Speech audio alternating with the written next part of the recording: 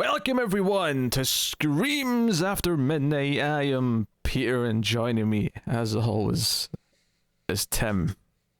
Oh, who's an American podcaster on YouTube. See what I did there? Yeah. Genius. Sounds almost as exciting as the movie we watched. Oh, don't worry. We'll get into the ins and outs, the ups and downs, The buttholes. I was trying to turn ups and downs into a bungee joke, but we'll get there. We'll get there. So, yes, today, this is a horror movie podcast, of course. We talk about horror movies. We start spoiler free, and we'll give you a warning before we go into spoilers. But the movie we are discussing today is An American Werewolf in Le Paris. Le Paris. Yes, so we did the original film back for Werewolf Month. I mean, we recorded that like nearly a year ago at this point, but that came out in like... It wasn't too long ago we did it, I feel like. No, I mean, it came out in like, I think April was Werewolf Month when it actually got released, but it was like maybe in November, December we recorded it. Okay. But yes, and for some reason Tim felt compelled to suggest that we do the second one, and I've never seen this before, but I've heard. Oh, wow. I've heard the stories. I've heard. Well, I've not even heard stories. I've heard the dismay. I've heard the pain, and I wasn't excited about it. But we'd done the first one. It made sense to try and knock this one out and just get it out of the way. So it's done. It was. Yeah, I mean, it was kind of like therapy for me, because I did see it when it came out, but I don't really remember much about it. But I had actually watched it like maybe last year around Halloween time, or maybe a little bit before that. I think at some point last year, I just randomly watched it to watch a movie because I was like, oh yeah, I haven't seen this in like forever. And as soon as I watched it, I knew like, oh, I got to make Pete watch this. Like, this is something that I feel like we need to discuss. Like, you can't just leave a movie like this on the table without acknowledging it. What's so funny to me about this is that I've never seen this in its entirety. But I think I caught like maybe like a couple of minutes once from like music videos. No, on TV. Just, it was on at like 2 a.m. or something when I was like a teenager. And I think the only thing I think I saw was maybe some scenes of people running around outside a house or maybe in a tunnel or something like that. But what struck me as odd is that my memory of what I thought I saw almost set me up for more of a shock when I went to watch this, because I remembered it seeming like a dull movie. And it is dull in a lot of ways, don't get me wrong, but there's some absurd things in this. Yeah. which was shocking me in multiple ways, especially in the first like half hour or so, where I was just really like wowed by the tone, by the type of movie that it was kind of trying to be, which is not a sequel to An American Werewolf in London. No, not at all. It's actually quite a while before we get I mean, not that it doesn't go all in on the werewolf nonsense, because it does, but it takes a little bit of getting there. You would be forgiven for the first 30 minutes for thinking this is actually just some sort of teens go on vacation sex comedy with 90s clothes and a 90s soundtrack, lots of dear God, yeah, music from the era, and you can definitely tell this came out around the same time as a bunch of other it was like an overdose of like the 90s. It's so funny because like I feel like the An American Werewolf in London, the soundtrack is like so iconic. Like everyone remembers like the all the different like songs like with Moon on it, in the title, and like Bad Moon Rising and stuff playing in American Werewolf in London. But like in this one, you just get stuff like Smash Mouth as like the two dumb best friends are like running around like the worst green screen Paris backdrop you've ever seen. There's 3 of them. 2 friends. There's 2 friends. Okay, I see what you're saying. Yeah. There's the main guy plus 2 friends. Right. I thought you were saying 2. I was like, no, there was 2 in the original film. There's 3 in this one. No, right, yeah. When like one seems to. Well, honestly, both of the friends like seem like they're just kind of forgotten about for most of the movie. Yeah, well, we'll get into the specifics as we do, but so I was wowed by the tone of this. I was wowed that this was absurdly 90s. And you were wowed by the special effects. Well, in a manner of speaking, yes, I was wowed by the visual effects. The CG in this is it's this came out in 1997, and they decided to go full CG pretty much for all of the werewolf stuff, and they did. It's 1997 CG in a movie that's not that big budget, so. Brace yourselves, I guess, is my only advice. And but honestly, I mean, obviously, they're the most prominent bad visual effect, but there's some really, really bad green screen. And when I mentioned bungee jumping, there's some really weird looking effects and some weird understandings of physics and perspective when it comes to said bungee jumping. For sure. And that's before we even get to the weird setup and why there's bungee jumping and the ridiculousness of said bungee. There's like a lot of narrative weirdness to it on top of just the visuals looking like shit. Absolutely, so, yeah. There's a lot to get into with that side of things. It is a sequel, kind of, to An American Werewolf in London. I mean, like, other than the title, there really isn't any connective tissue. Well, no, that's not entirely true. We have, like, werewolves, okay. Well, no. We have, like, a dead person coming back and talking with the same kind of makeup. There's definitely some things that are clearly continuate, like, and enough that they can't argue this is just a different movie with a similar title. Like, I think this legally is a sequel because it has a few ideas that were carried over. Unfortunately, yes, it must be referred to as a sequel. But then again, there's a lot of it that feels like it isn't, like, connected to that film at all. It's just a weird thing because I was actually listening to another podcast, movie podcast had talked about this recently, so I was actually like listening to it today, and they were talking about some like different like versions, I guess, of the script that went around there, because I think originally like John Landis had like an earlier version that I don't know if he wrote like a full script or just did like a treatment or something, but I think it like revolved around someone like from back in America like coming to London and trying to like track down the main characters and that kind of stuff. So like it involved like different characters and stuff, so there's at least some semblance of, all right, we're continuing the story, but it seems like what we got, like, again, other than the kind of some of the mythology stuff you got there, that really doesn't seem to be any kind of like I don't know, I feel like what do you call it? Like anything really tying it to the original. Yeah, our main character is played by Tom Everett Scott. He plays Andy. People from this era might know him from That Thing You Do, might be his biggest leading role, but he's popped up in a lot of things. And the love interest is played by Julie Depley, and this was like breaking my brain. So she's the love interest, and why this breaks my brain is that this is only a year or two after the first, Before Sunrise, right? That's the start of that trilogy, and she's in that with Ethan Hawke. And that movie's whole sort of concept and kind of the gimmick of that movie, and I say that as a fan of the movie, is that they two meet in France and they end up just walking around talking, and that's the whole movie, but they kind of fall for each other as they're doing that. So it's this really smart indie romantic movie. It's all just like two characters, two actors, just that have chemistry. Can you believe it? That have chemistry and just good dialogue that makes it all kind of work. And it's this, really well celebrated romantic film. And you're saying the scene in this movie where a bunch of condoms falls out of Andy's pockets and he pretends it's chewing gum? You're saying that that's not up to the same standard as Before Sunrise?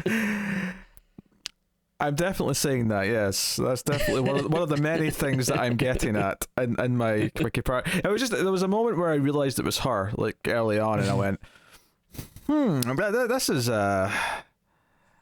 this is a bit of a step down for her after. And I think what actually popped into my head is that, so that became a trilogy, right? So we got Before the Sunset, which was 8 years later, then 8 years after that, Before Midnight.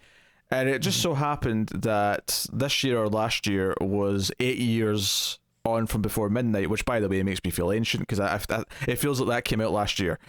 But well, you are old, so yes, not as old as you though. Just keep that in mind. But it turned out the reason that there was some interest from the director and even Ethan Hawke of doing a fourth one, and it was actually her that turned it down. And I can't remember her exact reasons. But, you know, it kind of came across as, like, as an actor, she felt like, you know, she didn't want to, like, go back to that well. She didn't want to just retread the same ground, I think. So, like, maybe, I don't even know if she's acting that much anymore. Maybe that had something to do with it. But it was kind of like this, you know, decision that was made by someone who cares about what they're doing and so on. And I couldn't help but feel watching this movie that she wasn't in a place in her career in 1997 where she was like, I'm not doing this piece of shit movie. Right. I'm roped into this. So I love that this movie is An American Werewolf in London meets Before Sunrise, but is really, really shit as well. Yes. I believe that was the tagline on the poster. So that just wows me like nothing else. So yeah, you got Andy's two best friends as well who are traveling with him, and that's kind of your main cast. Also, the mum from Modern Family shows up in a Wasn't role. she in Lost too? I don't know. She was in Lost. She's in Happy Gilmore. I could tell you that. Oh yeah, that's right. You say that as if you knew that. I like Happy Gilmore, but yeah, I forgot that she was in that. Yeah, I actually didn't realize that was her. It was only when I was looking the actors up when I was watching the movie. Because would you believe it? There's some lulls. So yeah. And I was like, oh, I didn't realize that was the actress from Modern Family who was in Happy Gilmore. I don't remember, but in Lost. But I mean, that doesn't mean. Oh, she wasn't Lost. You're right. Okay. Yeah, I was looking that up. Who is she in Lost? Sarah Wagner. Was she one of the scientists? Sarah Shepherd. Oh, so she must be Jack's ex-wife or something. Oh, okay. That makes sense. That would also make sense why her name changed from his name to presumably her maiden name. Interesting. Okay. I did not remember that. Lost, good show. You got to watch it. I agree. It's a good show. Do you think I've not watched it? It doesn't sound like it. I mean, I just said that she must be Jack's wife. Why? How would I know that if I haven't seen the show when I saw her name was Shepherd? Good questions. Almost as mysterious as the island itself. Almost as mysterious as whatever liquid was being consumed by the writer as he wrote this turd. So yeah, that's the cast. Not much to say. Laughable CGI. Mm-hmm. I also feel like there's like a lot of I don't know if you felt this, but like, yeah, I mean, I noticed a lot of the green screen. I also felt like there's a lot of ADR, especially like from the main character. It seemed like, I don't know, a lot of his like dialogue just felt off to me. I don't know if that's accurate or just the way I was hearing it. No, I think you're probably right. There was... Maybe I was just too busy paying attention to everything else that was wrong. But There's a lot, yeah. It doesn't sound implausible to me that there was a lot of ADR in this. I think the big thing for me is just how absurd not only the romance itself is, but just how absurd all of the story beats are. And absolutely, like how these two love interests meet, for example, is a ridiculous. It may be the most ridiculous scene in the whole movie. How that relationship continues, how it's pursued by our main character is ridiculous. It's creepy, yes. How she responds to it, how they seem to jump to the next stage, ridiculous. Is that a pun? Jump to the next stage? It wasn't, but I'll take it. And yeah, like, there's just so many ridiculous. But then we actually have a villain in this movie. There's like a threat that's set up. There's a lot going on, and there might be, you know, I don't think I don't think I have ever been able to explain to someone the best way to calm me down than I think Julie Delpy nails in this movie. Okay. When she takes off her top, grabs Andy's hands, puts them straight onto her boobage, and says, "This will calm you down." No? Well, I mean, Andy is like, he's just like a giant baby, basically. Like, I think Julie was her name, Seraphine. She is actually like quite smart, and I think she knows she's dealing with like a giant American idiot baby man. So like, yeah, she definitely does have to be like, okay. And I can tell, as someone that has a newborn, I can tell you that a breast does calm a baby down. I can guarantee that for sure. So I don't know. I felt like my argument to this was like, I mean, in a way it'll calm me down, but it also might get me excited as well, if you know what I mean. Like there's a. Well, hey, I mean, you got to get those Daredevil points, the sex points. I forgot about the points. About the points. Luckily, they seem to forget about that after like 2 scenes. So yeah. Luckily, that was not a continuous thing. But yes, at the start of the movie, they've got like a competition where they're giving each other points for. Like not even like the sex points specifically for getting laid, but there was like other points as well for. Well, they're on and maybe you can let me know if this is something that you've done as well. But they're going through a Daredevil tour of Europe. So I don't know. Is this a common thing? Is this something you've done with your mates? Maybe when you're on break from uni, did you go on a quick little Daredevil tour? Tim's using some British words and it's really distressing. I cannot say I did. No. Nor would I consider such a thing. I certainly wouldn't try to bungee jump with my own bungee rope. I'll tell you that right now. Yeah, no, this is a ridiculous. Yeah. So they're going through Europe on this like Daredevil tour, and like they're razzing the Andy at the beginning because he hasn't been having as many points, especially in the sex department, which is like weird because it's like, all right, I don't think. I have something to say about this scene. It's not even about the ridiculousness of the point system. That's basically like a minor nitpick, but this really annoyed me. So they're sitting talking about whatever they're talking about, and in walks Julie Delpy, right? At least I think it was her. I'll be honest, I didn't necessarily realize when they saw her again at the Eiffel Tower, I didn't realize it was the same person who was on the train. I think I missed that, yeah. Yeah. So maybe it's not, but the way they said something like it's her, I was like, oh, is it her from, like, I don't recognize her from that, but whatever. Anyway, so regardless, whether it's her or just some other woman, doesn't really matter.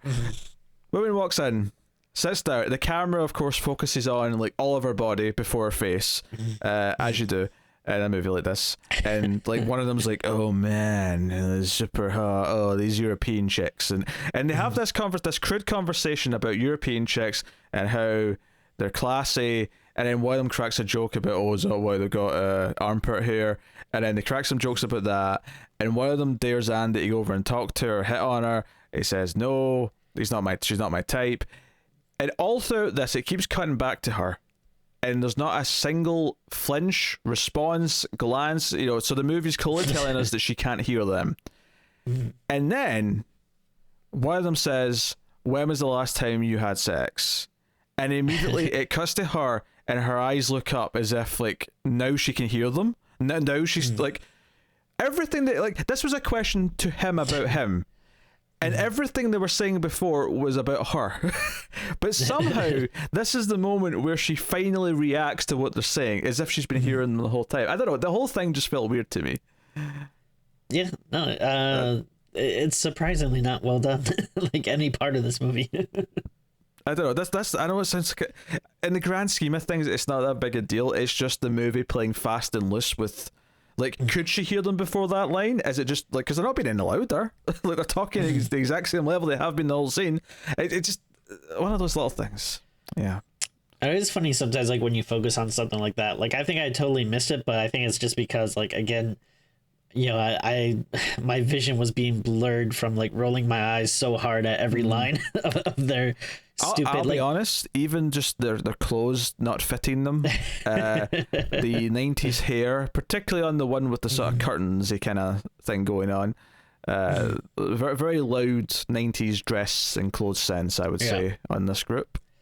Totally. And it's just such a, like, everything with these friends and stuff, like, it's so over the top, and like it really does feel like if someone was writing like a parody of, like, one of those like teen sex romp kind of road trip movies. And some of the comedy, like, I actually started to count them, and I can't really name them all off the top of my head, but there was at least 5 scenes in this movie where a character comically boinks their head on something, like where they stand up and they hit their head or something akin to that. It happens multiple times, and the first one is actually the most ridiculously funny one. I mean, not in a it's actually funny way, but funny in a, like, this is supposed to be a big comedy moment, like it's supposed to be a funny beat. So there's so much. And like, to be fair, I mean, a lot of people might say like, oh well, the original American Werewolf in London was like, part comedy, which I feel like sometimes people overplay the comedy in that. Like, I think that there's definitely a lot of comedic parts in it, but it doesn't really feel, like a comedy to me, and it especially doesn't feel. Yeah, it's definitely a horror movie with, there's funny parts because the characters are well done and, they act well, so, they're charming, so, they say funny things and stuff at points. And it's more natural, like, the funnier parts of the first movie are probably like, when he wakes up naked in the zoo and he has to somehow get back to the, like, it's all kind of natural, but he's still very much in character, but it doesn't feel like, whereas this, like, you almost could hear like a kazoo, like, exactly, at certain points with the silly comedy. Yeah. So yeah, like, this is like so over the top and like trying so hard, like it feels like they really wanted to be like, all right, well, let's do American Pie but with werewolves or like some dumb shit like that. Yeah, I mean, this actually came out before American Pie, but I know exactly what you mean. Oh, did it? Oh. Yeah, because it feels post American Pie. It's not. It's very surprising, yeah. But it feels post American Pie, which is, I mean, maybe American Pie. What, maybe the writers and director of that watched this. They saw, okay, there's something. Take the werewolves out. Maybe you got something. Got some ideas here. Yeah, so I think we should probably just give a spoiler warning now, just so we can start talking about everything. Yeah. We're kind of veering into it, but just going into that opening scene and the training detail. I guess if people want some like very broad level thoughts about the movie, I will just say it sucks. Yeah, shit. Don't waste your time. The sad part is that I do think the first half an hour or so is so crazy taking in what the movie is. That it was almost verging on, and no, I actually think I recommend this just to see how silly it is. But I would say the last like half or so is a bit more dull and kind of tedious to get through. Yeah. You kind of mentioned that earlier, and I was going to agree with you about that. It's very strange because it does start off very big and wild, and it's definitely not good, but it is kind of funny in a, we like bad movies and stuff, so yeah. So it does start off like kind of entertaining in that cheesy, dumb, stupid, bad movie way, but then there's a point, and I think it's probably around the time after like the big werewolf attack and when he like jumps out the window. It's like it's probably, if not as soon as we see werewolves, it's probably once he's fled and he's going through his montage of like starting to feel werewolf symptoms. That's where the movie kind of grinds down to more normal. But I mean, there's still some stupid moments here or there, but it's more normal bad from that point on. And it's weird because there is a lot of crazy stuff going on. Like you said, there's a werewolf bad guy. There's like this big like weird werewolf cult with like, I don't know, like world domination plans. So it's kind of like strange to say that it's boring, but it does get boring from there. Yeah, it's really dull in how it presents it. So there's not really much to get into. So full spoilers for An American Werewolf in Paris from this point on. We kind of talked about the train scene, although that's technically not the first scene. The first scene, there's operatic music playing over the skyline of Paris as we get the titles, before we see a man who looks like a scientist being chased down in the streets of Paris, and then is pulled into a sewer grate. William Birkin. Sure opening. But then we go to the train, and then after the train scene, unless there's anything else you want to add about the train scene. No, I mean, it's so dumb. I guess we already talked about it, but it sets up the characters. They're all three dumb Americans going on this daredevil tour, which I guess is like half performing like sick extreme stunts, because I guess this was the 90s, so you know, if you could incorporate like bungee jumping or like something like that into your movie, like all the more power to you. Is it just me, or did they seem to like? I mean, I suppose it didn't really matter after a certain point, but it kind of felt like they forgot about trying to be daredevils after this one scene. Oh no, totally. Yeah, like if you're gonna spend so much time setting it up, like then at least do something with it. Like, I mean, not saying that it would have been a better movie or anything, but you know, have that come into play and have them keep trying to do stunts, or maybe they use the stunts to their advantage or something. I don't know. But also, like you were mentioning, like the before, like bringing like your homemade jumping rope, just the logistics of that, and like I don't know how much. Like, do they just have these giant bags full of rope? I don't know. It's very strange. The whole thing's very odd. Like, I mean, you know, we say homemade. I'm sure he just bought a bungee rope, but like, right, it's still just weird to lug it around. Yeah, it's still just weird to show up to a tall location with your own bungee rope. Like, first of all, almost I mean, I suppose this is why, because they sneak in, they sort of break into the Eiffel Tower after dark. It's not like they're getting into it properly. Which seems like if these idiots can do it, it has to be way too easy. Oh, like, yeah. If these, like, I'm sure it's harder than this. Yeah, I have no doubt. Same thing with, like, you know, spoiler alert, but same thing with Statue of Liberty. Yeah, you can't just walk in there with a bunch of bungee jump. Oh yeah, no, it's definitely illegal. You definitely have to have permits and like risk assessments, and like, there's a legal process you have to go through before you're allowed to do this. But you know what the problem is if you go and get the permits, they're going to take off those Daredevil points. Like, places that do bungee jumping, like if you're going to do, but if you want to try bungee jumping, you don't just do it yourself. You go to experts who will talk you through it, and supply their own, like, They have obviously got licenses to do that. Where they go to do it, they're permitted to do it there. You don't. So anyway, they break into the Eiffel Tower. Course, we should mention though that we do have a top tier on Patreon where you will do a homemade bungee jump. No, I do not. $300. Yes, it's a 5-foot rope, and I will jump off of a 10-foot platform. Head first, so. And there'll be a crash mat. just all these qualifiers. A crash mat, you say? A crash mat, yes. Better than a regular mat. Yes, it's thicker. And softer. And breaks your fall, so you don't crash into the ground. Matt might break your fall. I mean, probably. I mean, let's face it. If Matt broke my fall, though, we'd probably just both die. I mean, rather than just me. So they break into the Eiffel Tower. They go up to near the top, and they're getting ready to. They get the rope out, and I'm like, wait, what are they doing? Is that a bungee rope? What is this? I'm baffled at the whole process of this. And then out of nowhere, Julie Delpy shows up, and they kind of hide, and they do that comedy thing where all three of their heads are peeking out from the side. And I'm like, oh, this is taking a turn. There's a woman here to commit suicide. Like, which I presume is why most people break in here after dark, is because they want to commit suicide. And hilarious. And I couldn't believe the events that transpired. Like, everything that this builds up to. She goes to jump. Our main man Andy tries to tell her not to, but she goes anyway. He jumps out after her, but the other end of the bungee has not been attached to anything yet. So we, on two fronts, we get the two friends up top diving for the rope and then holding on to it and like slamming into the fence as they're trying to like hold on to them. But the more silly part of this is, do you know what it basically is? It's like a scene from like a Batman movie where someone's falling off of a building and he's going down, he's got the grapple hook, and he's like trying to like sort of like get down faster by like going into like an aerodynamic position so that he can catch the women falling in time.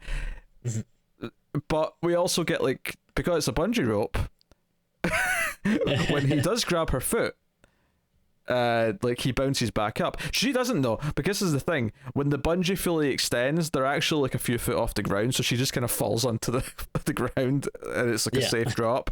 But he like keeps a hold of her shoe, so we get a lot of Cinderella jokes over the next 10 minutes, so brace yourselves for that. But the shots, like, see the shot of him bungeeing back up, and then the ending of this is him boinking his head on one of the beams of the Eiffel Tower. That's how we end the scene. He boinks his head and it cuts to black.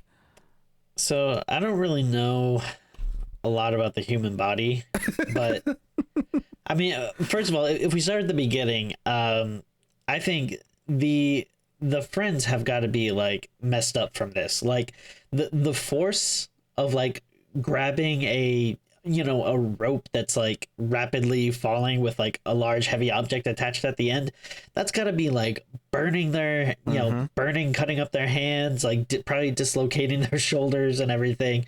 But no, obviously they're relatively fine the next day. And then also the guys I believe not wearing a helmet. Nope. So again, I've never bungee jumped myself, but I don't really know about the physics of velocity or anything, but I gotta imagine you're just shooting up at an incredible speed, and to just have your bare head smack dab against the cold, unforgiving steel beams of the Eiffel Tower, like your head would just pop like a balloon. Like you're not gonna wake up the next day with. I mean, well, actually, I don't know if it's the next day. Like they kind of make it seem like it is. Like in reality, it would probably be weeks, but like. He's got a bandage around his head, which he takes off by that afternoon. He's fine. Yeah. He's like, what happened? Oh, I just like survived an amazing experience that no one should ever survive. Okay. We have to find this girl. I think I'm in love. Like, we have to find her. And he sends his two goons to go look for her suicide note that she was going to leave behind. Because they might be able to use that to identify her. Yeah. I mean, first of all, the logic is kind of weird. But I mean, I guess whatever, it's the most that you have to go by at this point. But also, like, again, like suicide is a very like serious like topic. So you think the scene would maybe be played a little more sensitively, but no, again, like I think this is the point where they're playing Smash Mouth, and yeah, it's like just comedic collage of like, them like looking at the wrong people's stuff and people being like, oh, what are you doing? And it's just like it's all played for laughs. And for some reason they seem to suspect that anyone walking around the base of the Eiffel Tower who happens to be reading something might be reading her suicide note. Yes.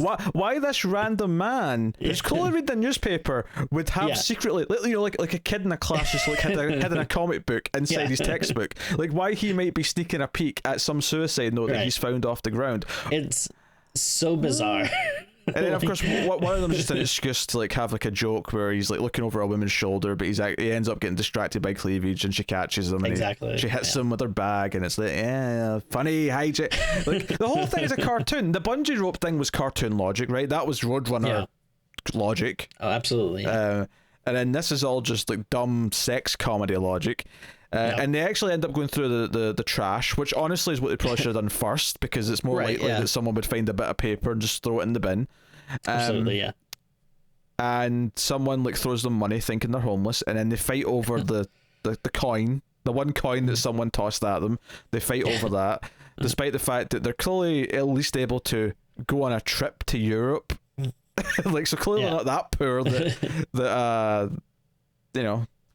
Also, one thing that I will give them is they are like really good friends, because I don't know about you, but if this was me, like as soon as I left the hospital room, I would say, okay, yeah, I mean, our friend is probably like crazy, right? Like he is asking us to try to find this mysterious woman that he's like obsessed with and acting really weird about. Like we shouldn't like, help foster those delusions, right? Like like you would disappear for 2 hours and go back and say, listen, man, I'm sorry, but I couldn't find anything. And then like take them home to America to get help.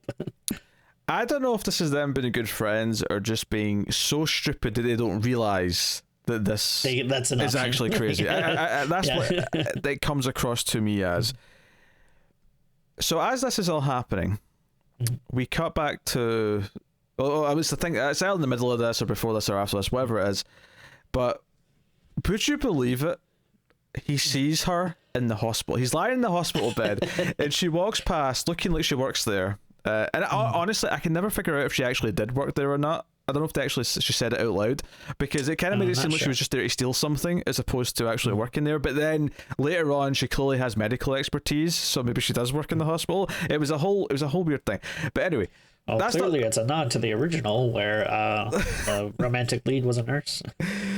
But that's not the point of the scene, though, that I want to get to. The point of the scene I want to get to is the weirdest romantic standoff that one might have seen in a movie.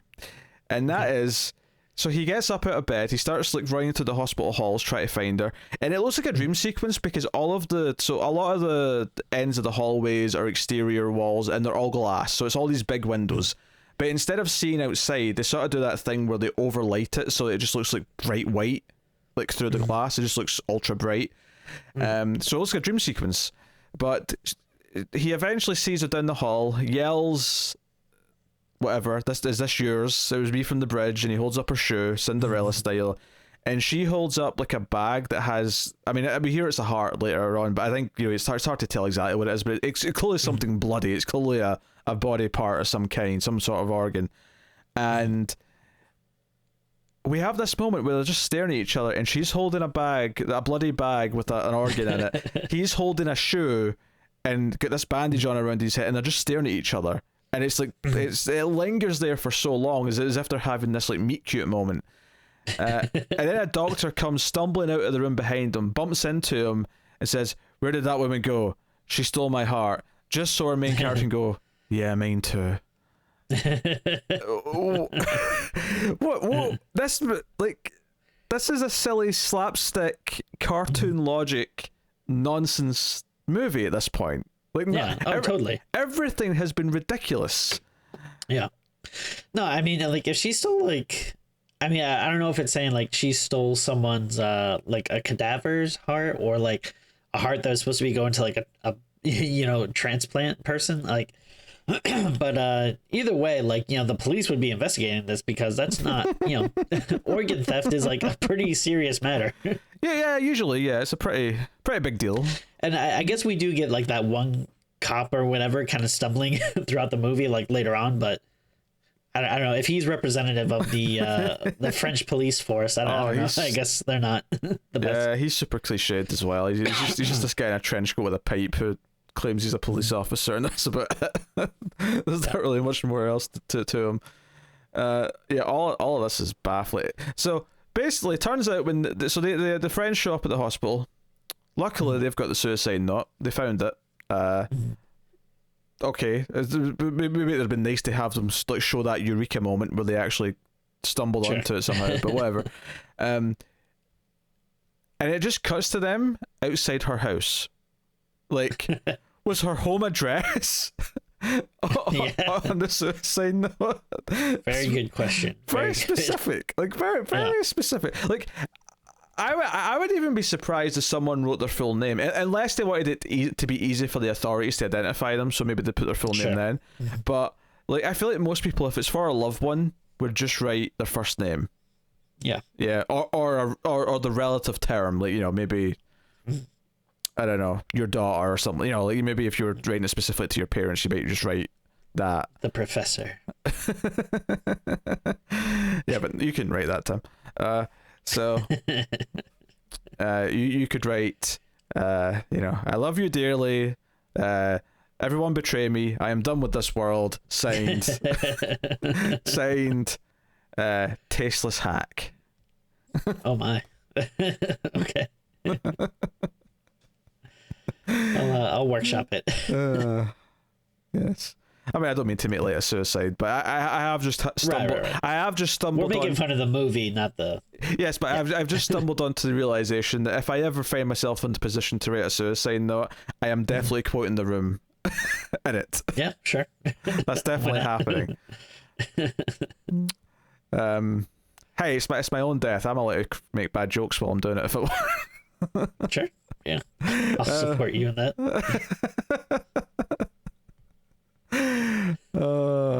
I love the idea that maybe the people reading it wouldn't even get it either. They wouldn't get it as a reference. They would just take it as completely plain, straight-faced, easy. And it wouldn't be until someone in the know reads it and then sort of says, "This is a joke." There's a joke in this. Anyway, so yeah, this is the way. So our hero, our main character, the guy we're supposed to be rooting for, has tracked her down to her house. He's a stalker. All right. Now, I wouldn't necessarily say I couldn't buy him as a nice character for tracking her down. Not so much out of the I'm in love with her, I must find her kind of angle, but you know, I want to make sure she's okay. She tried to commit suicide, and just because I stopped her didn't mean that she's okay now. So you could play this a different way, and it could seem very genuine and very nice, and you know, maybe he would have feelings for her because he saved her, but like, that wouldn't be the you know, at least on the surface that wouldn't be the reason, even if it is the reason deep down. He goes out. They go up to the door. John. Mm-hmm. Oh, no, I was just gonna say, I mean, that's like never how they play it though. Like even before, when he's telling his friends to find the note, he's saying like she could be the one. Like I love her. Like he clearly you know, has not some weird, not healthy obsession with her. Which, even before we get to the interaction here in a minute, like right after she tried to commit suicide and was saved, now's the time to like flirt and make a move. Like she, like one, like not only is it inappropriate for a number of reasons, but even just on a raw, like if she felt that way the night before, then what you think she's going to just be like, yeah, okay, let's go on a date now. Like, cause her mental, she's not in the place for such a suggestion. It's all very odd. Yeah, I mean, like, not to get like too dark, but I mean, that does kind of sound like you would be like emotionally taking advantage of someone. Yeah. Like, you're trying to like be that shoulder to cry on because you know that. Yeah. Like, and you know, depending on who the person is and what the problems they're having, you know, they may or may not take that, you know, quote unquote bait. But so they get up to the door, and the two friends are there with them as well, right? So so she's greeted with three people at the door, and she's obviously very standoffish. She's kind of hiding behind the door. She's got blood in her hand, we see briefly as well. Which is actually kind of a weird thing as well, actually, because she kind of like shoos them away, and they're just going to leave. And then he's like, "Wait, did you see her hand? She maybe try to kill herself again. So I need to go back and talk to her." Oh, and by the way, this again, the entire scene, our main character is wearing this bandana, and it looks like it looks like he doesn't know how to put it on. It looks like it doesn't quite fit. It looks like it's someone in the 90s trying to be cool, and it just looks stupid. But they go back, talks to her. He says, like, please, just talk. I need to talk to you. So just, you know, promise me to meet me, like, you know, later. And if you don't like me, we'll never speak again. Right? And it sounds so desperate. And just to get rid of him, she basically says, "Sure, meet me here tomorrow." And it's like, this is how they're meeting. Like, first of all, the ridiculous of the bungee jump and the attempted suicide, but then he tracks her down, basically has to threaten, or the carrot that he dangles out in front of her is, promise to come see me on some kind of date, and then I promise you'll never have to see me again if you don't want to. It also feels like, I mean, we weren't really, you know, talking about this stuff back then, but it does feel like some weird and like incel stuff where it's like that kind of notion of like, well, he's a nice guy, so he deserves to be with her. So like, you know, like he should just like be able to beg her enough, and the woman will like, you know, feel the need that she has to. Like it's weird. Yeah, and I know that, you know, she's a werewolf and she's actually trying to like keep him safe. So there's like a level here that's different to like normal things. But, but can we just analyze that statement, right? So if you speak to me and you don't want to see me again, you'll never see me again. The implication of that is that if you don't speak to me, you're going to keep seeing me until you do speak to me. Yeah, which is harassment. So no, I mean, yeah, I mean, this is the thing. I mean, we see this in a lot of entertainment where, like, you know, I hope we're past it now, but I mean, yeah, I feel like there's so much stuff in like the 80s and 90s like this where you're supposed to root for this guy because he's a nice guy, but then when you really look at what he's saying, he's a creep and he's harassing. Like, It's not good. So then they have their weird date, which for some reason, again, we're back to like dumb teen sex comedy, where like, the two guys are giving him advice saying, "Now you need to be cool, so wear the sunglasses and put this hat on, and also here's some condoms in your pocket." And then they sort of, for some reason, they're in the same cafe and they spy on him whilst he's sitting talking to her.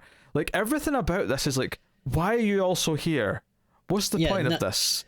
I will say I did kind of laugh at, I forget exactly like what he says, but at some point Seraphine calls him out and says like, well then like why are your friends here? And then like the camera points over to them like looking, you know, behind like a comically large menu and then like ducking their heads.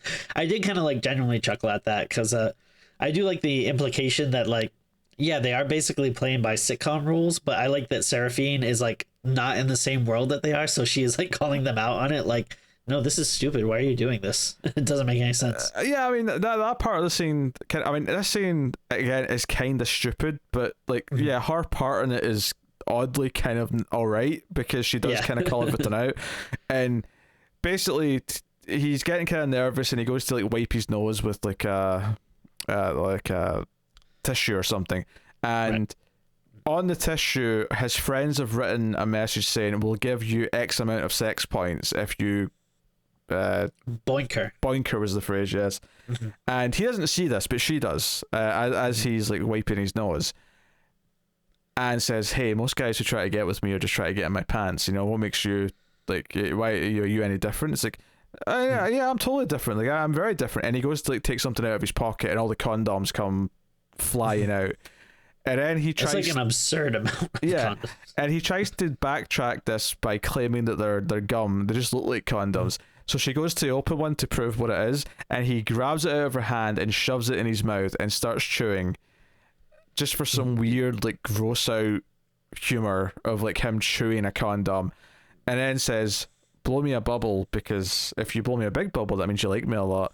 So he goes to blow a bubble. So we get this ridiculous, stupid teen sex comedy moment of him blowing a bubble out of a condom coming out of his mouth, and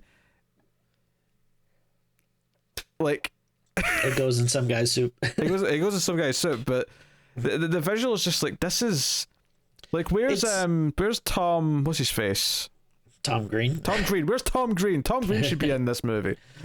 You know, and like the scene is very stupid, but then it's also like doubly bad because again, there's like no chemistry between these two, and like the main actor is just I don't necessarily want to say he's like a bad actor, but he is definitely bad in this, I think. And like, yeah, because he just doesn't really have like, I don't know, like it's not like the scene would not be stupid with like another actor, but I feel like if he did have someone, you know, like, I don't know, Sean William Scott or something, like they would at least have like a more charming level to play it at. But I don't know, he's just kind of like so stiff and like nervous and dumb. It's I don't know, it feels more awkward than like funny. Not that it would be funny anyway, but yeah, it's just so stupid. So she walks off and he gives chase. Yes. Which, you know, he almost gets beaten up by the guy. Oh, I almost forgot about this. That's right. We see an example of her super strength because she like knocks like the big guy back across the restaurant, and everyone's like, "Whoa, that was like a guy twice as big as her." So, yeah. And also, and I guess we didn't really mention it, but like, also it is pretty lucky that like, I know in Europe, like, or you know, just most other places like in the world, like people are more used to learning multiple languages and stuff, but still, it is like pretty nice that almost everyone they run into speaks English. Oh yeah. Movie. Yeah, there's like a car driver at one point who doesn't seem to speak any English, and that's about it. Everyone else speaks perfect English, and that's just it. It's almost like the setting of Paris, other than just having the Eiffel Tower there, is almost meaningless to the movie. Yeah. So he gives chase. Like they actually almost have a kiss soon. Where he says that he cares about her and stuff, and like some of the scenes are sort of blowing together, but I remember thinking here, that it was like leaping to this point where he's kind of confessing feelings like, I really care about you, and I'm like, you caught her in a ridiculous bungee jump scene, and then you've spoken to her for one extended conversation, which was mostly you trying to pretend that a condom was chewing gum. Yes. Like, you've moved far beyond like anything at this point. I don't I even remember like how like I think I don't remember what they do next, but they end up going back to hers to talk to her again, and it's a guy that's there instead. It ends up being the villain of the movie who's there, and he's like, oh hey, you guys Americans, we love Americans, why don't you come to this private party we're having later. And this is where I realise where the makers of the first Blade movie got the idea for their opening scene. Hey, come on. Well, it's the same thing. They have a party where it's mostly werewolves, but there's a few humans there for the feeding, and then you know, you can give Blade more credit than that, though. There's no way that they're being inspired by this movie. I don't know. I think there's a chance. I think there's a small chance. Just a little bit of a chance. Okay. I'm not saying the Blade scene is not better shot or, you know, better in most ways, really, but I can't deny the similarities here. Okay. All right. Can't deny it. And it's at this point the friends kind of get split up. Yeah, she goes to like a cage, kind of like Oz from the hit television show Buffy the Vampire Slayer. She goes to like this cage that she wants to be in, and clearly she's like a good werewolf. She's trying not to hurt people. She doesn't want to go out and cause chaos, but she insists on being let out by one of the friends who finds her because she finds out what party that Andy went to, and she wants to go and help him and save him. So we get chaos, you know, a big werewolf thing breaks out. But the big thing to talk about during this, though, is the first transformation of the werewolf. Sure. So it really focuses on the legs, because it wants to show that the not only do they get hairy in that, but the fact that they kind of bend backwards, because you get that extra, you know, joint Sure. and a werewolf leg. Because werewolves, of course, you know, the anatomy of a werewolf is very well known in the scientific community. Right. Yeah, of course. No, I'm joking, but yeah. Right. And this is where we get a glimpse of the CG, really for the first time, is this sequence. And I don't... Like, this is only 2 years after the Power Rangers movie, but it really made me think of the CG in that. It's a very similar standard, and maybe even worse, though, because this is like doing fur, or it's trying to do fur. Yeah. And a lot of the time it just looks like a smooth surface that's got a texture, because like an old video game, it's really rough stuff. The animation looks really bad. They always stick out from the scene. They don't blend into the environment very well. You know, and the first movie is so well known for the famous Rick Baker prosthetics and transformation sequence. Yeah, like that first transformation sequence in the movie is like iconic. It's just absolutely stunning and just a like beautiful, you know, example of what practical effects can do. And yeah, this is like a Windows screensaver. Like you can't compare them at all. And it sucks that, like, you know, like there's a lot of like really great movies with practical effects, but like, you know, two of the big movies that you probably think of when you think of practical effects, or at least I think most horror fans do, would be like, you know, American Werewolf in London and The Thing. And I feel like both got like, you know, late sequels that for some reason just decides to like really go in on the CGI, and it does not look good. Yep. I mean, this is obviously much worse than the Thing movie that comes out later, but still not great. Yeah, but at least 2011 CG was a lot better than 1997 right. CG. So, without a doubt, yeah. Definitely no denying that. So, yeah, there's a lot of chaos here, but basically one of the friends gets killed. He's the one who's going to fill the role that was in the first movie of coming back as a dead character, saying that, the werewolf that killed me has to be killed for me to move on. if you will. Right. So I guess the difference here, which I think does change up from the original movie, maybe you can correct me if I'm wrong or misremembering it, but I thought in the original movie it was just whoever the werewolf kills, they see as a ghost now. This it just seems to be like werewolves can just see any ghost, because his friend doesn't kill his friend. No, that's true. And then and then there's also the really weird scene the next day where he sees the ghost of Seraphine's mother. I think it seems to be up to the ghost which werewolves see them, because I didn't get this feeling that everyone was seeing every ghost all the time. It was just kind of right. It's just strange. Like, it's a weird. Yeah. Like, I mean, this was the least of my problems with this. There was a lot more. I mean, sure. There's a lot more that's worse. It's just I don't know. That's just like a really cool idea that they do in the first movie that I think, that makes it like a kind of a fun mythology, and then here it just really muddies it and makes it a lot stupider. I think. There's more mythology added in this. We get like the cure for being a werewolf in this one, just to cool, just to make it all sing home. Our main character does get scratched by a werewolf. Because so they're all in this nightclub. Everyone turns, they lock the doors. Everyone turns into a werewolf, and they all start attacking everyone. And then for some reason, like, it seems like everyone is stuck in the club except like the two, like the main character and his friend who, because the main character is being led through the these like underground tunnels that's like connected to the nightclub. From Seraphine, and she's telling him like go, and the main character is so goddamn stupid because Seraphine is like transforming into a werewolf, like her neck is bulging and she's throwing bricks at him. He's just like looking at her like, what's going on? Like, are you mad at me? Can we talk? Like, shut the hell up. Like, this guy is so stupid. Like, run, you idiot.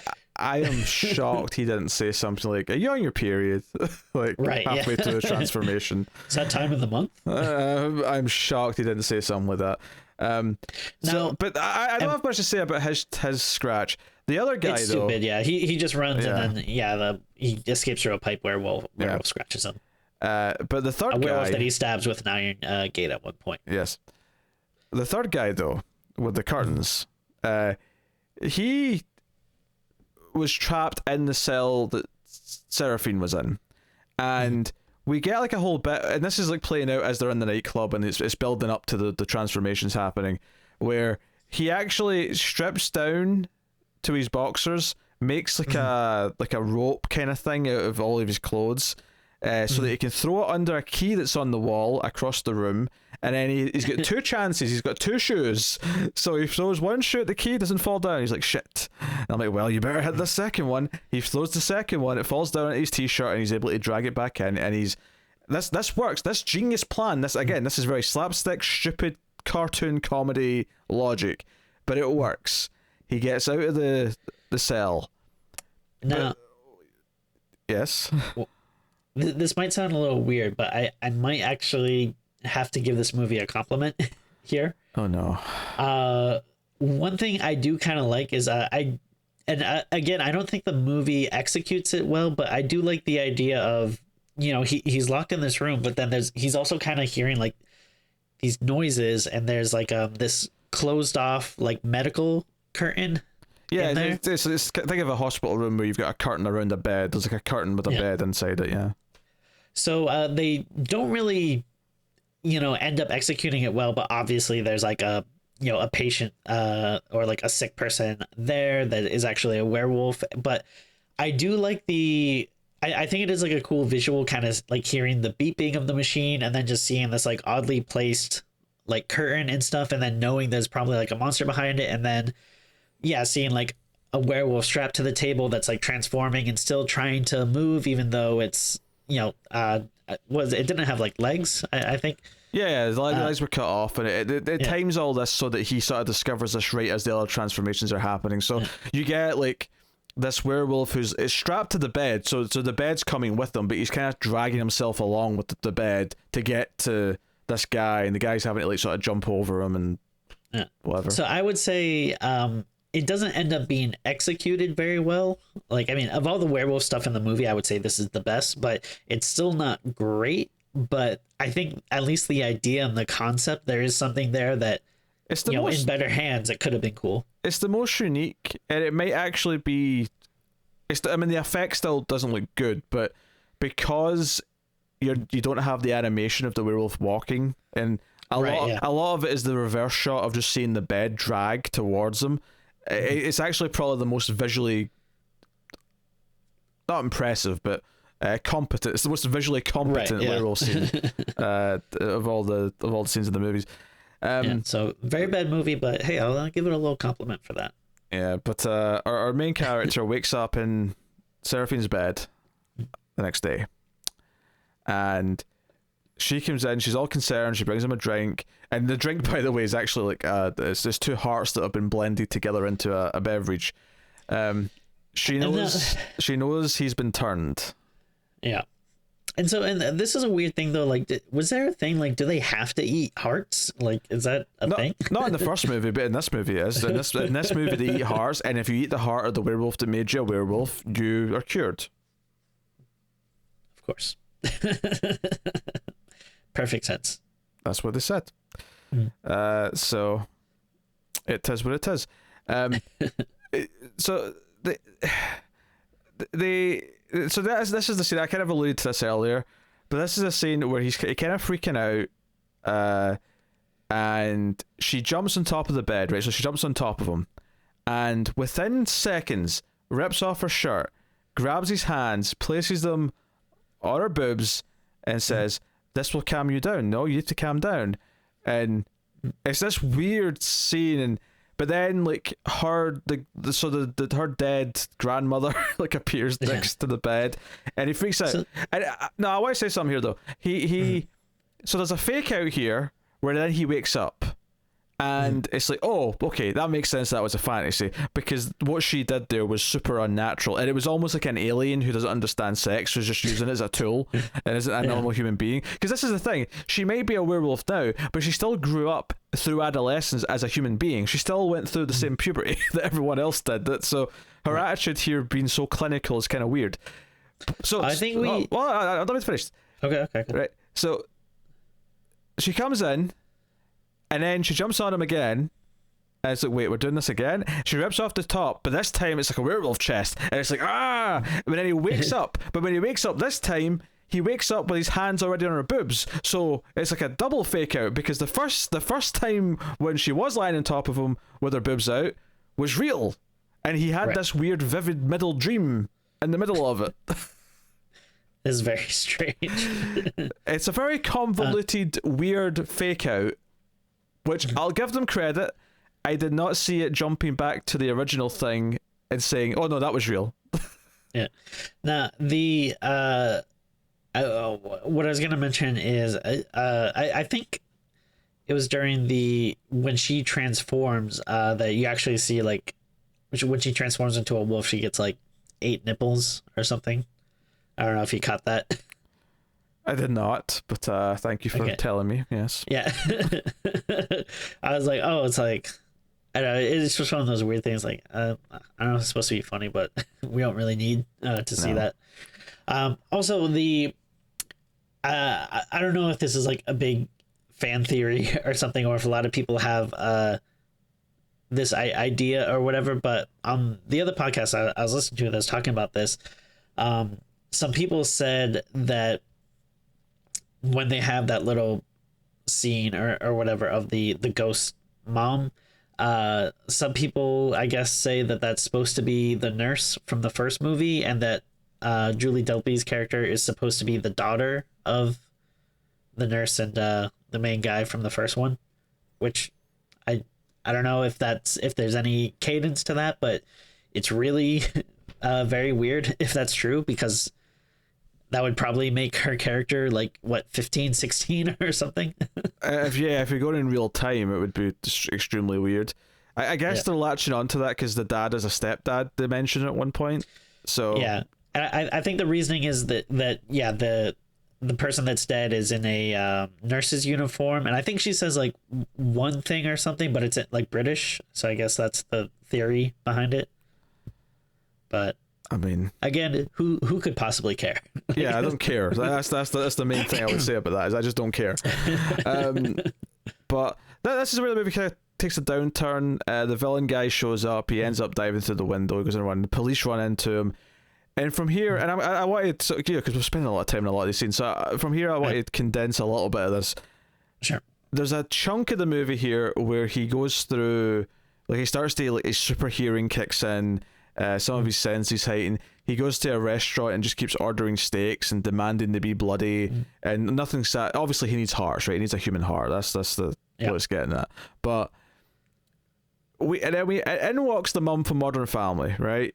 Obviously much younger, like in her mid-20s or whatever here, and immediately like he starts like she's like insanely attracted to him, and it's really weird because he's been eating steaks with his bare hands, so his hands are all greasy, his mouth's all greasy. It looks very gross, and one of the things like she is immediately attracted to him is because he's American, which seems like kind of weird. Like, you know, she's like a young, attractive woman. I feel like if she likes American guys, she could probably easily find American guys to hook up with, like in America. I don't know why she's on vacation in Europe and is like on the lookout for American guys. It's weird she's so excited by finding another American. Yeah, it is odd. But she's like so turned on by everything. Like he's wild, he's an animal. And they end up going to a cemetery to possibly have sex. Jim Morrison's grave. That's right, yes. And so the weird things about this is that there's someone following them, which turns out to be a cop. Which, whatever, fine. But there's some comedy with that, with like him trying to look inconspicuous and so on. But, and one thing I will say real quick, sorry, but there was a scene that did kind of generally make me laugh when they were at the restaurant. They're just getting like super drunk, and like it is kind of funny to me, like he is so over the top, like being like dumb and like saying these very like, you know, weird, creepy stuff, but like they do that dumb like comedic thing where she's like into everything and just like thinks of it like, wow, you're like an animal, or you know what I mean, like it's very like dumb, like kind of winky stuff. But I forget what he does, but like I think like Andy like does something where he like falls over and stuff, and then like Julie Bowen's character is like so drunk, like she's just laughing and kind of like falls over too. And I don't know, it was a good performance from her. I kind of laughed, but otherwise though, her character is actually pretty annoying. Yeah, she's just kind of this dumb, shallow character. Like, there's not a lot to like there. But they go to the grave and like they're surrounded by romantic candles as they're starting to have sex on this. And I'm like, I mean, maybe people come and light candles since it's a famous grave, but like it just felt so weird. Like, did they set up all these candles so it was romantic? Good question. Yeah. It feels a bit odd. But he starts transforming during sex. And there's some puns there, of course, of her going, "Oh, you're so hot, like really hot." Like you know, the idea being that while he's actually making contact with her, that his skin's starting to be super, you know, well, hot. Did they mention, because it feels like this was just like the next day, so it shouldn't be another full moon, right? Like, unless they're going with like Buffy rules, which is like it's not just the one night, it's like the night in before and after. It's, you know, it's the surrounding kind of filming period. But well, it's pretty full, right? You know, like, yeah, it's mostly full. Yeah. Yeah. But I mean, clearly they don't just turn every night though, because a big part of the plot later is that the vampire, not the vampire, sorry, the werewolf cult want this drug that can transform them at any day of the month. Like that's a big part of the plot later. So, very big part. But he transforms. He kills her. He kills the cop. He wakes up naked. The cop was just horrible. Yeah, he wakes up naked next to like the body of a dead dog that was there as well, that he's also killed. So the police obviously want to go to arrest him, because why wouldn't they? Right. This is all very suspicious. And yeah, like all of this is just whatever. Like, so yeah, I do feel like this is where the movie kind of, I mean, it's already kind of been on a downward slope, but like, I don't know, that like from here it does just kind of be like, all right, like the joke's kind of over. Like I'm kind of like done laughing at this movie. It's just kind of bad from this point on, and it kind of like blurs a little bit. I've been done with it for a little bit at this point as well. Yeah. The cult end up getting to him though, and like I'll be honest, I didn't necessarily hear everything the guy said as he was explaining the history of this cult and why. Yeah, it was basically just werewolf neo-Nazis. There's what it boils down to.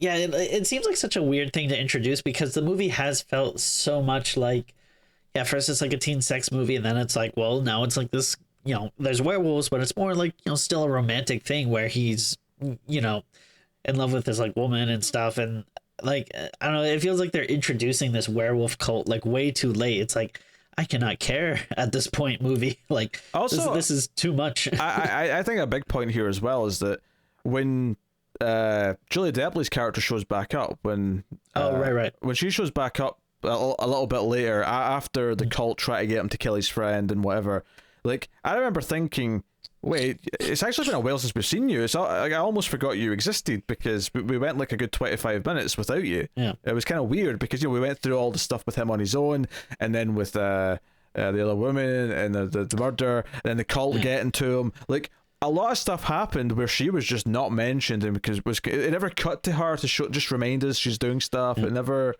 gave us any hint of her. Yeah, so like there's one point where he's like on the run, and she's like, pops up and is like, hey, over here, because she wants them to kill him so she can be free. And then I think that's when the other friend ghost, which we didn't even really mention, like the other friend gets murdered at the nightclub in a very disappointing way. They just cut to nothing and some blood. We mentioned that. I think we didn't really mention exactly like what it shows though, but I mean it doesn't show anything. But that's the point. Yeah, but I just said the one friend died. Yeah, but I mean I think we can point out though that it's like, because what's surprising to me is this movie is R, but like there's like very little like gore. Like like that would be like a big death in the movie that they literally just cut away to some blood like coming out of a stream. like there's nothing there.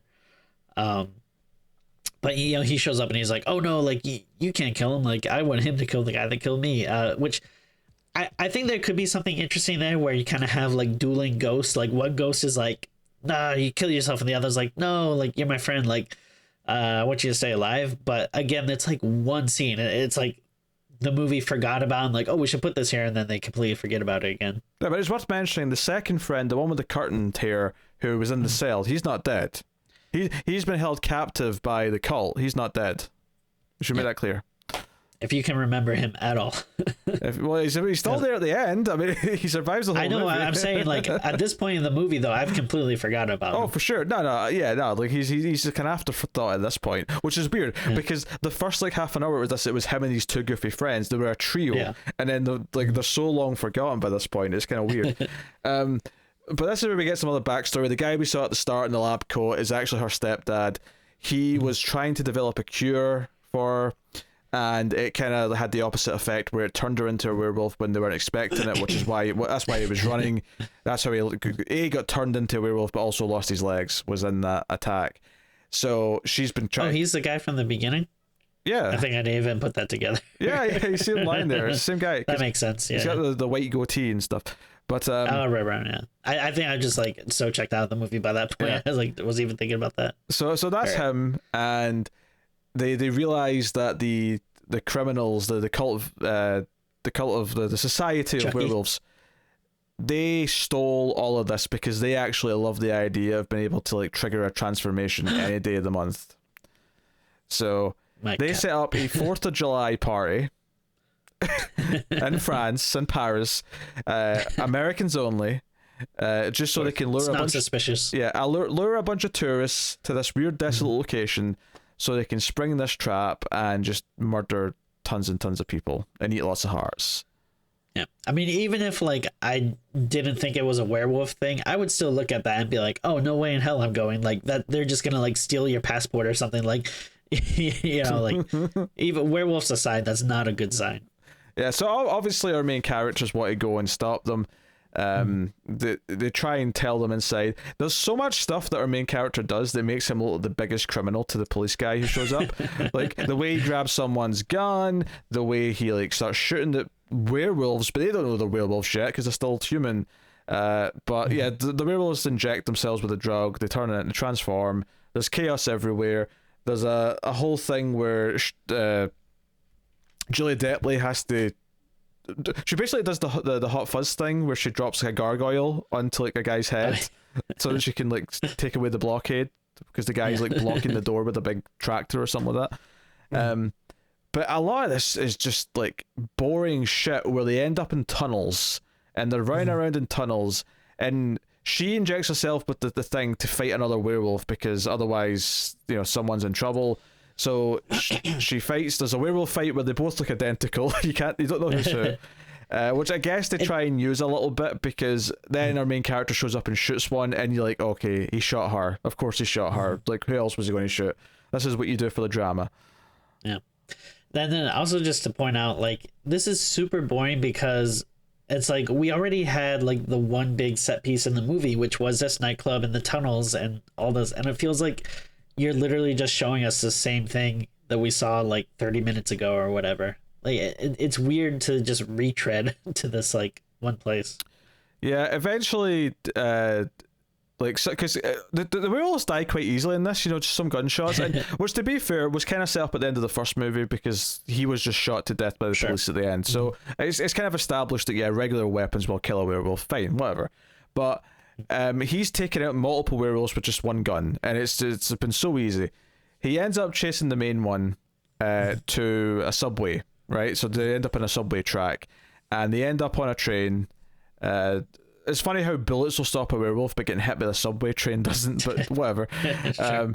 They end up fighting on the subway car. The passengers all retreat to the other car, and they're all sort of watching through the window. And he transforms back into a human. Does the werewolf. But he's got more vials of this stuff, and he's got a syringe, and he's ready to do it. So they end up fighting each other, and the main character's trying to stop him from doing it, and it does that thing where he accidentally stabs himself with it. So our main character turns into a werewolf, and we get this horrible CG of him as a werewolf ripping out the heart of the bad guy and eating the heart. Like we get the thing where he's sort of gulping it like a dinosaur eating a fish, like a velociraptor eating a fish or something like that. Yeah. It's all very ridiculous, big and silly. We glossed over the fact that Julia Depley, when she's like lying there with some bullet wounds, is like, hey, take this knife and stab me and eat my heart so that you'll be free. And he's like, no, I'm not going to do it. No. And then he has the big dramatic realization when he sees the scar on the bad guy that it wasn't her that turned him at all. It was the bad guy. So this eating of the heart of the bad guy cures him. Does it cure her as well somehow? Did he also maybe turn her or something? Because it feels at the end it feels like it's a happy ending. It feels like they're both cured, but I don't know if there was a specific way that she got cured. But apparently no one comes after him, despite the fact that it looked like he killed a bunch of people in the context of the police's eyes. Which, by the way, there was also like another like detective showed up, like a woman who was in charge, who like. There was a little bit of comedy with her where she told someone to like stop him from running away, and the guy immediately just started shooting at him, and then she slaps him in the head and goes, I didn't say shoot him, and it's all played for just silly laughs. Yeah, all of this is just really dull and boring, but it has to give us one last stupid scene, doesn't it? So we skip ahead. It says many full moons later. And we don't know where we are quite yet, right? But we're clearly somewhere weird.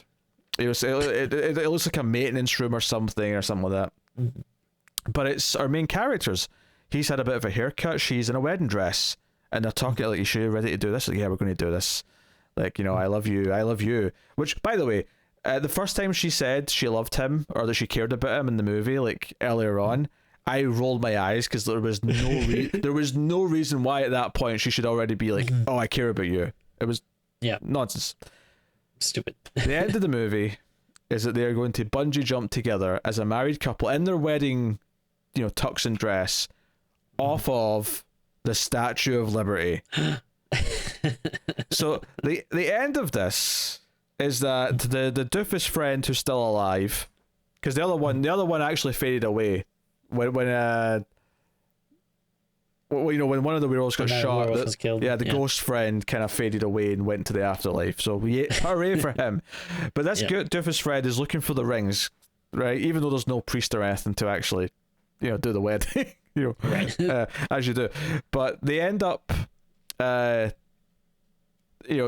off the edge to go and grab the rings which have been dropped, and turns out only one of the bungees has been connected. Oh, of course. Yeah. But of course they catch each other, just like at the start. Some of the green screen and the effects here is just laughable. This is how the movie ends. The movie ends with them dangling upside down in wedding attire. It's so stupid. It looks really... Sorry? I was going to say, think of the end of the first movie, and I'm not saying it has to be a downer again, but think of how sad and real and how poignant it felt. And then this, not only does it end with a happy ending, it ends with this. If you had went back in time and told someone, oh, by the way, the sequel to this, American Werewolf in London, the sequel is going to end with a newly married couple bungee jumping off the Statue of Liberty to catch their wedding rings, what would your reaction to that be, Tim? Oh, I would say I don't want to. Well, do you know? Do you watch that show? I think you should leave. It's like a Netflix sketch show. It's memed a lot. I don't know if you've seen. I don't think some of the memes. Maybe I've seen some memes from it, but I've never watched it. Well, there's like a meme that goes around with it because there's like a sketch of where it's like one of those things where like a guy's on a prank show and he's getting like all this makeup done to like look up like a different person, and he's gonna like go into the mall and prank some people, and basically like the joke part of it is that like the makeup like looks like really bad, so like he gets into the mall and he just looks like this misshapen monster, but like he also like having like a lot of trouble like breathing and moving, so like he has like these like hidden camera people. They're like, all right, I forget like what his name is, but like, all right, like go like take that guy's food tray or something, but like he's just standing there frozen and he's just like, I hate this, I can't move. And like one of the things he says, like it's memed a lot, is like he says like, I don't want to be around anymore. And it's just like this guy in this like really weird makeup, just saying I don't want to be around anymore. But basically, if you've seen that meme, that is what my reaction would be to if someone went back in time and told me that in this movie. I think I would just say like, yeah, I don't want to be around anymore. I can't believe how stupid this movie is. I can't believe how silly and ridiculous it is. Like, I was expecting like a dull, just poorly made werewolf movie. I was not expecting this. This is why I wanted to do it, because I think it's a very bad movie, but at least it's bad in a way that we can talk about, where there's stuff to talk about. There's no denying there was stuff to talk about in this. I mean, the crazy part is like there's a lot we didn't even mention yet. Like, how could we didn't even talk about the werewolf vision? Oh yeah, the POV shot. But yeah, no, I mean, I agree. This is like really insane, which I mean, I guess makes it a little more interesting than just like some forgettable sequel that's just kind of retreading everything. But at the same time, though, it does like make it so much worse. It is a shame that it does kind of hit that lull about maybe like halfway through or so, or because I don't know, like again, that like opening part, it's very bad, but if it did kind of keep up that energy, this might be like, one of those bad movies that we talk about more. But I can kind of see why, maybe it is not always brought up. Because it does, I don't know, just ultimately end up being, kind of forgettable in that second half. But man, there's just some like wildness and 90s cheesiness, and it's something. Yeah, every time a 90s track started to play out, I noticed that I rolled my eyes. It's just of such an era. It's so specific. The 90s. The 90s are very weird because there's definitely like stuff that I feel nostalgic about, but then there's also like a lot more stuff that I feel very like cringy about. Like I feel like when you do like a lot of like throwback stuff, like, you know, to the 80s or 70s, like stuff like the you know, like the fashion and the music, like that stuff doesn't bother me you know, that much usually. You know, in fact, I usually quite enjoy it. But then, like, for some reason, like 90s stuff, maybe it's just because that's when I was more aware, you know, in growing up. So it's just hard to look at. I mean, yeah, maybe it is, but like, maybe there is something to be said, or maybe it's just it was just the worst decade. There was a lot of just worst choices and tastes and fashions and whatever. It's kind of odd. I think there's like, I think the problem with 90s in terms of like the music and maybe the tone that this is trying to go for versus like a silly 80s movie. This is maybe like a broader idea as well, but is that maybe the genuine sincerity of the silliness of some of stuff that was in the 80s. Sure. Maybe the reaction to that in the 90s was like, no, we're edgy and cool. We're not, you know. But the irony being is that they end up just as silly, if not sillier. They just have this like sheen of like pretending to be edgy whilst doing it.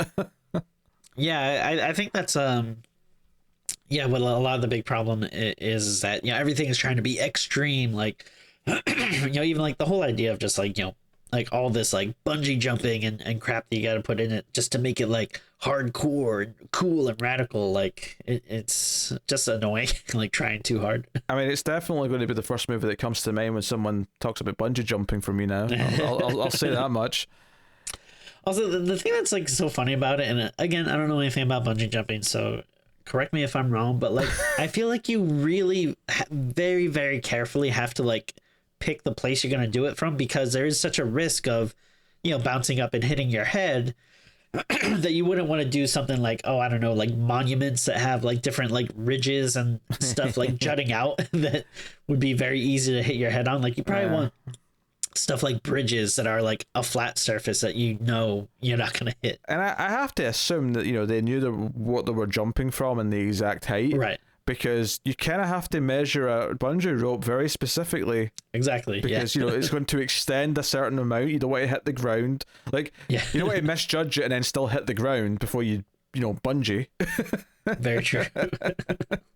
Yeah, so that's a good start. And they were close. They were close to the ground because she dropped safely from like 5 feet or something, whatever it was. Yes. So, yeah. All right. I think it's time to rate this movie. So what are you giving it? So I feel like I have been kind of harsh lately. I feel like I've been giving out some 2s since I've gotten back. So I do think this movie is worse than some of the bad movies that we've done recently. For example, I'm assuming the Spiral review will be out by now. Oh yeah. Like I thought that was very bad. I think I gave that a 2, but I do think this movie is definitely a worse made movie. But I think I'm gonna go a little bit higher and give it a 3, just because there is a little bit something entertaining watching some of the cheesiness, the 90s-ness, the dumbness, the outrageousness of. It was like you were saying, it's an easier watch, right? I mean, that's what it boils down to, really. And like not something you want to watch often, but you want to see at least once, because like you were saying before, like it's kind of hard to believe. Like if someone's describing it to you, it's kind of like, no, they wouldn't do that. No. But when you watch it, you know, it is one of those movies that's like, wow, they really went for this, despite how bad it is. So I can't imagine the thought process of like coming up. Because part of me is like, well, maybe the whole bungee thing and the points thing is just to justify how they're going to save this woman or something. But then they clearly wanted to do the bungee jumping thing because they bookend the movie with another bungee jumping scene. So I can't imagine just the pitching process of like, oh, we'll have our big set piece moment that kind of, you know, their meet cute is going to be her trying to commit suicide and him is rescuing her with bungee jumping. Yeah, and again, like, it's such a weird thing to bring up all this Daredevil stuff and then really, like, not ever mention it again. Like, there's so much stuff you could have done. Like, you could have had, like, you know, one of the guys is like, hey, I just escaped from a werewolf. Like, that's got to be 100 points, right? Or, like, I don't know, have him get bit by the werewolf, but, like, keep wanting to go, like, do his stunts and stuff. But now he's doing it, like, with werewolf abilities and, like, going, like, whoa, like, hey, your rope snapped, but you, like, climb down the building or whatever. Like, how'd you do that? Like, there's so much stuff that you could have done. Again, not that it would have been good, but yeah, it actually sounds really annoying, but at least it would have made sense given right. The setup. But yes, you're rating Tim. You said actually, you said three. Yeah. I think I'm in the same wavelength. There's enough ridiculous stuff in it that it's worth watching once. Yeah. And taking some of that ridiculous stuff in. It really, it is. But it's not good, obviously. It's just, in fact, very, very bad. And as a serious sequel to something, it is a complete and utter failure. It's not even just a serious sequel, but even as a sequel that feels like it belongs with the other film, it's a complete failure. So, of any quality. Yeah, so I was reading the Wikipedia, and from what I can tell in there, I mentioned before, it looks like John Landis did try to write an original thing for it that they rejected, and I think in the Wikipedia, I think it said something like he was a little bit annoyed after they rejected it, so he said, just do whatever and give me money. And then, which is exactly what I did, and I think later someone asked him about it, and he said, I watched that movie and I thought it was lousy. I think was his takeaway. Indeed it was. If Wikipedia is to believed. I mean, hey, it was lousy, so I mean, right? Yeah. It tracks. It tracks with reality. That's like generous. Yeah, honestly, it tracks with reality, so I can't fault that. All right, well there you go. That's American Werewolf in Paris, the saga that was. Tim is going to post for the thumbnail, so I don't know what he's going to do for this. How do you get bungee jumping across while you're sitting in a chair? But all right, here we go. 3, 2, 1, pause.